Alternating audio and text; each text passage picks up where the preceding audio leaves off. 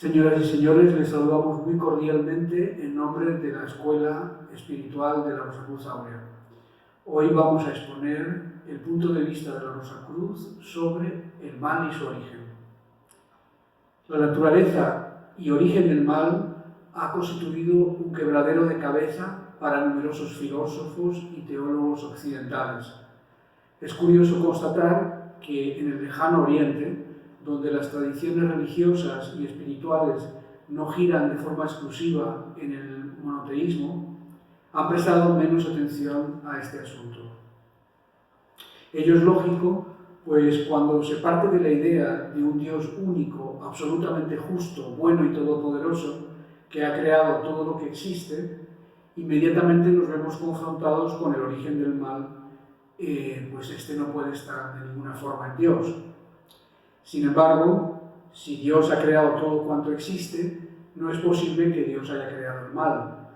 Y si el único y supremo creador no lo ha creado, entonces, ¿de dónde procede? El creacionismo tiene precisamente en el mal y sus orígenes su talón de Aquiles, pues es una obviedad que todo lo creado por un ser absolutamente bueno tiene necesariamente que ser malo. Y sin embargo, miremos hacia donde miremos en nuestra sociedad, en la conducta de nuestros semejantes, nos damos de bruces con el mal en sus múltiples formas y niveles de intensidad. Si el ser humano es malo, o al menos no es bueno, y recordemos al respecto la réplica de Jesucristo cuando se le llama buen maestro y responde, nadie es bueno, ni uno solo, y al mismo tiempo el hombre ha sido creado a imagen y semejanza de ese Dios todopoderoso, ¿cómo podemos entonces justificar y explicar su comportamiento? A partir de ello se han elaborado complejas teorías para explicar el origen de ese mal, desde la caída de los ángeles que corrompen a los humanos, hasta la existencia de una entidad malvada, Satanás, que por soberbia lucha contra el bien sin pausa. Pero esas teorías nos vuelven a colocar ante la misma paradoja, pues ¿cómo es posible que el Creador Todopoderoso haya permitido esos errores de elaboración en sus creaciones? Este asunto es de un calado inmenso en las mentes humanas, pues ha dado origen a un pensamiento dualista que aleja a los seres humanos cada vez más de la realidad y de su naturaleza, conduciéndoles, según nuestro punto de vista, a un mundo mental que desde el punto de vista Rosacruz solo se puede definir como de fantasía. Un concepto del mundo completamente infantilizante que impide comprender, por ejemplo, que dos grupos humanos enfrentados en estricta contradicción tengan ambos buenas intenciones o ambos tengan intenciones inconfesablemente malas. Sirva esta breve introducción únicamente como base de reflexión sobre lo que en el ámbito del pensamiento Rosacruz podemos considerar sobre el mal. Para el pensamiento Rosacruz, el mal es únicamente el producto de los seres dotados de libre albedrío. Los seres libres hacen cosas malas y esas cosas se vuelven las causas del mal abstracto, de un mal acumulativo, a partir de las consecuencias de esas obras malas. Pues para poder elegir hacer el bien o hacer el mal, hay que tener libertad de elección. Y esa libertad no es detectable por ningún lugar del universo, salvo en los seres dotados de libre albedrío. No es razonable pensar que un agujero negro sea malo por engullir una estrella y todos sus planetas, ni siquiera en el caso de que esos planetas estuviesen habitados por seres vivos y entre esos seres vivos hubiese seres como nosotros. Tampoco es razonable considerar que el león es malo por el hecho de cazar gacelas o nuestro gatito doméstico por engullir ratones. Los seres vivos, guiados por su instinto, no son ni buenos ni malos, sino que simplemente se comportan según su propia naturaleza. Para nosotros, el universo es regido por leyes inmutables. Esas leyes pueden ser consideradas en dos grupos, las leyes que rigen el comportamiento de la materia y las leyes del espíritu. Pero una vez que sabemos que la energía y la materia son la misma cosa en diferentes estados y que el espíritu es la forma más sublime de la energía, pero una energía al fin, unificamos todas las leyes y consideramos que la ley de gravedad es tan espiritual como la ley de la armonía y el equilibrio universal, esa ley que algunos llaman karma. Esas leyes son, como dijimos, inmutables y por tanto es obvio que no tienen libre albedrío, pues no actúan a partir de intenciones. Pero el conjunto de ellas en acción son precisamente los agentes de la creación universal. ¿Qué hay detrás de esas leyes? ¿De dónde proceden? Este es el misterio supremo que persigue desvelar todo candidato al despertar espiritual.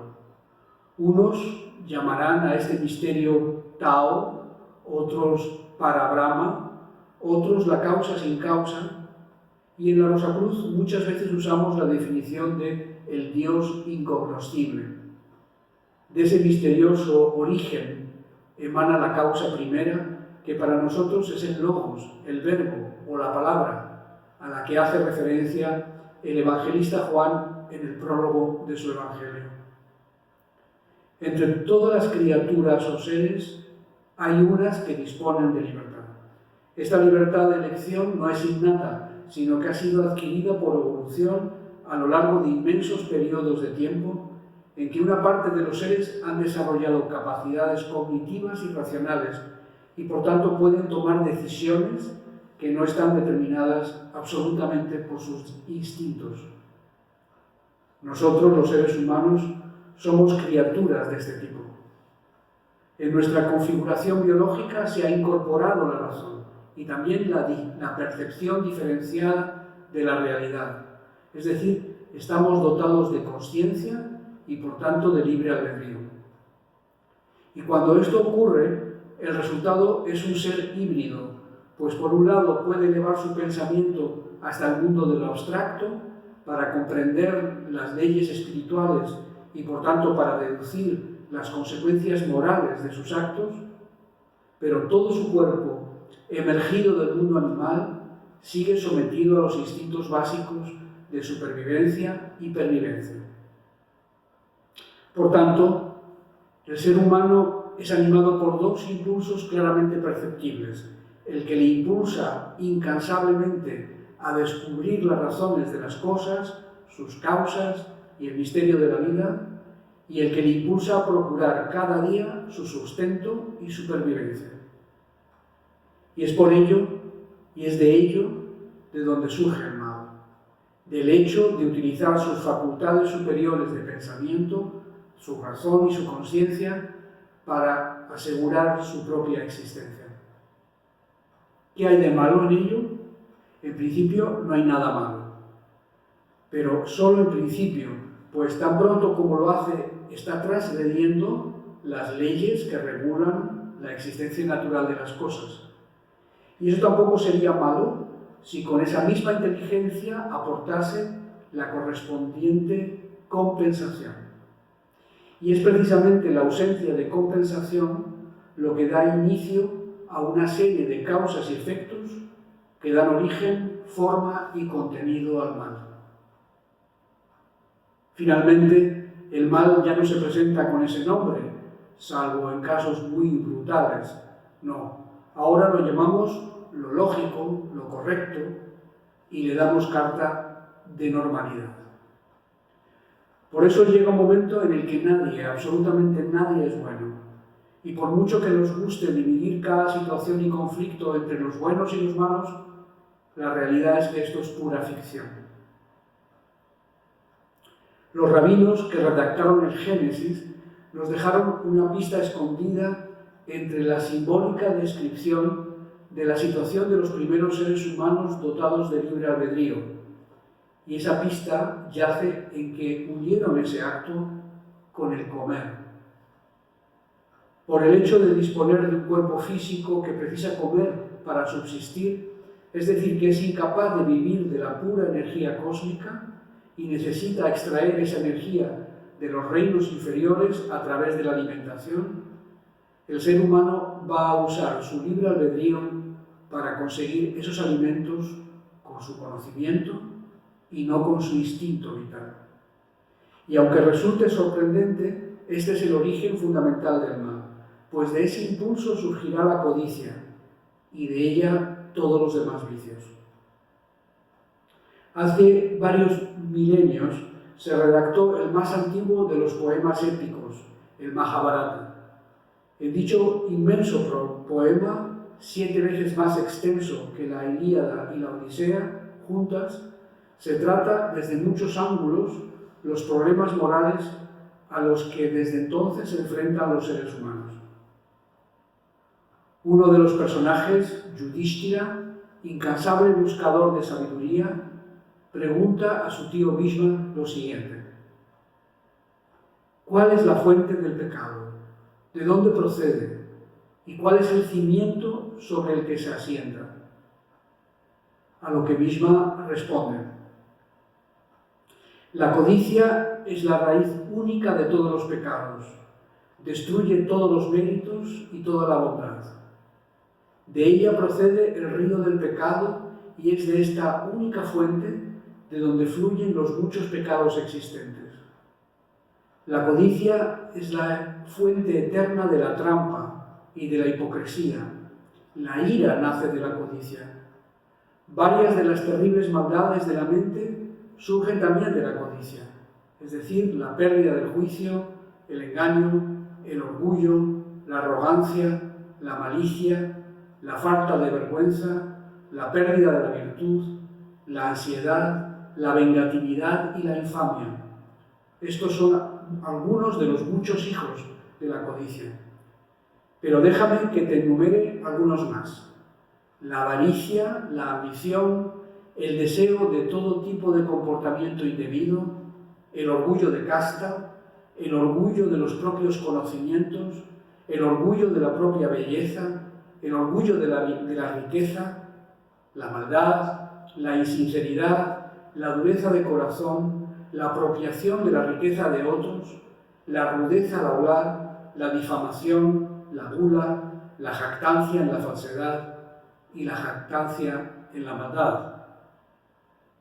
La misma vida puede estar a punto de extinguirse, pero la codicia nunca pierde su poder. Yudhishthira, háblame ahora acerca de la ignorancia. A lo que Bhishma le responde: la ignorancia, hijo mío, tiene su origen en la codicia. Cuanto más crece la codicia, más crece a su vez la ignorancia. La raíz de la codicia no es otra que la pérdida de la claridad mental, la pérdida del juicio. Así pues, la ignorancia es una compañera inseparable de la codicia. Estimados amigos, en la Escuela Espiritual de la Rosa Cruz Áurea nos esforzamos al máximo por superar la ignorancia fundamental respecto a las leyes universales del espíritu y su reflejo en la naturaleza, como fase previa e imprescindible para celebrar la victoria sobre la codicia y todos sus derivados. El desbordamiento de la fuerza del deseo, su condición insaciable, el afán por acumular sensaciones basadas en la vida exterior, encadenan irremediablemente a los seres humanos al mal y a sus consecuencias. Por ello, sin un profundo conocimiento de nosotros mismos, no es posible vencer la ilusión y la mentira en todas sus formas, y solo la verdad y la contemplación de la realidad sin autoengaño puede conducir nuestros pasos por la senda del único bien y llevarnos hasta el despertar espiritual. Quien despierta en la vida verdadera dispone de una percepción consciente de lo esencial en cada momento y evita así las obras que generan el mal. Como lo expresa el Tao Te Ching, el sabio camina sin dejar huellas. Muchas gracias por su atención.